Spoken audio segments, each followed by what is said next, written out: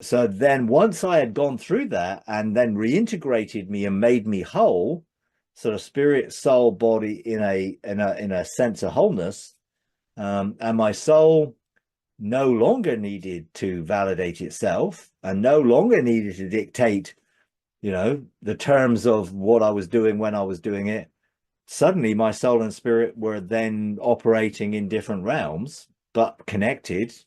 My reintegration from spirit to soul was with a quantum entangled perspective that I could be anywhere, and my spirit functioned in that realm. Whereas before I was tied to my soul. So I would go into heaven, come back out, go in, come back out, rather than my spirit dwelling there, seated with Christ in heavenly places. The consciousness of my spirit, although I was seated with Christ in heavenly places, the conscious connection to it was unable to be understood or realized because my soul kept coming back out, and therefore this tether was very much outside in, short. I was going in, having amazing experiences, coming back out. But God wanted me to dwell there consciously in my spiritual consciousness, which connected to my physical consciousness, if you like, of my mind. And I was operating in a way which wasn't in union and oneness, but that brought it all together. And then things changed quite dramatically, and all sorts of things opened up from that point. And then ultimately then going into union in the bridal chamber.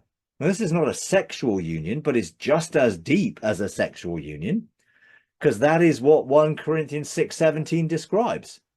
Whoever's joined to the Lord. We'll go back a verse and it talks about whoever's joined to a prostitute becomes one flesh with her. So there's this sense of this is real union. Now, again, I didn't know what to expect, and I had these things like, I'm invited to come into this place. Well, I went in to meet the person of God. That's the union that took place. Now, having gone through this whole process, having had my soul spirit separated and reintegrated, I went into the person of God and face-to-face engaged with God. I couldn't cope. Literally, I was like, whoa, too much for me. My limited belief, mind, whatever, just could not cope with the experience. So I came back out really quickly. But I had seen God and I had experienced something that was too wonderful for me to explain or to experience with my belief of who God was. Because again, this again set up cognitive dissonance and prepared me for experiencing the true God. Because my religious God didn't line up with what I felt in that brief experience. It was just too wonderful for who I believed God was, in my mind. So I had to go through to know God.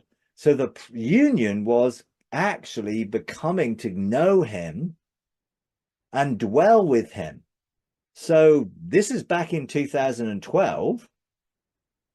I then went through, years of deconstruction of actually seeing who God really was, becoming more intimate in who the true God, having that false God and the God who needed me to serve him and needed me to be obedient to him and needed my duty and obligation and all of that stuff, that all fell away as he began to challenge it.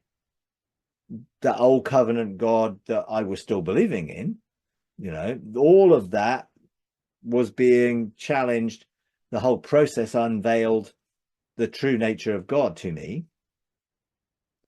And all the way through that, I still had encounters that brought me to a different place. And I went through the Firestone experiences of, 9 encounters on the Firestones, which took me into different levels of identity as a son and, what all that was about. So there were many different strands of experience that were all leading me to union.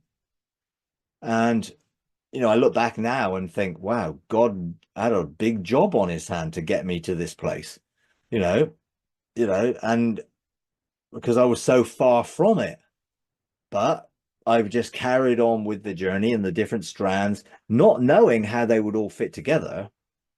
They were all experiences and encounters. I didn't understand they were linked, and there was a goal at the end of it.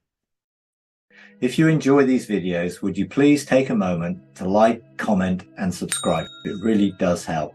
Thank you very much.